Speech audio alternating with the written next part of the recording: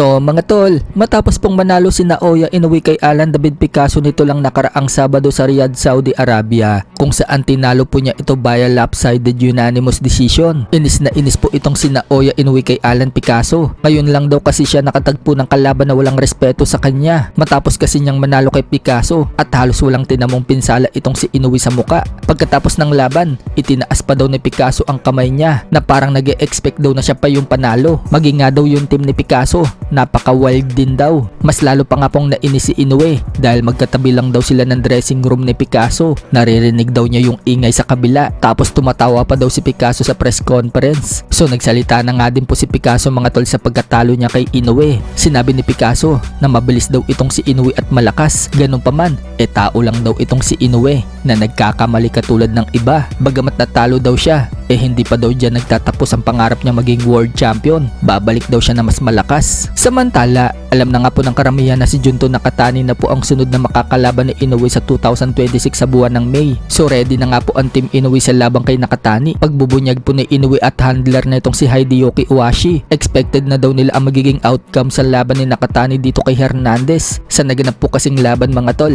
nahirapan itong si Nakatani kay Hernandez sa late rounds. Pinapikit pa ni Hernandez ang mata ni Nakatani at muntik-muntikang pantalunin ni Hernandez itong si Nakatani. Kaya nasabi ni Inoue at Iwashi na expected na daw nila kung ano ang mangyayari sa laban ni Nakatani at Hernandez dahil naka-sparring na pala ni Inoue itong si Hernandez sa Iwashi gym. Sinabi ng handler ni Inoue na matindi daw talaga ang power nitong si Hernandez. Tinalo daw ni Hernandez ang mga boksingero sa gym, pwera lang daw si Inoue. Sumukhang may basehan na si Inoue at Iwashi na kayang-kaya nila si Nakatani dahil nahirapan nga itong si Nakatani kay Hernandez. Pero pagdating kay Inoue, hindi man lang matalo ni Hernandez ito sa sparring.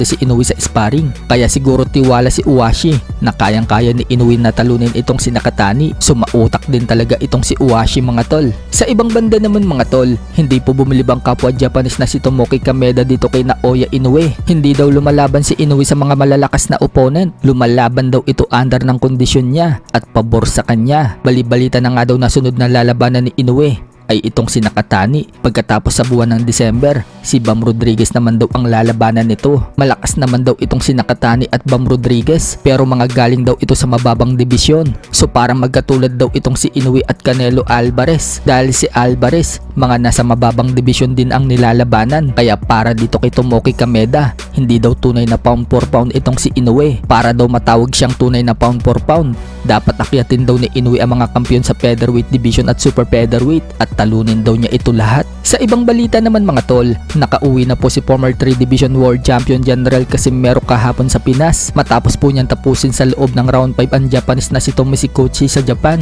Agad po sila nag-celebrate kasama niya ang mga kabisnes niya. Nagpalitsyon at may mocho pa.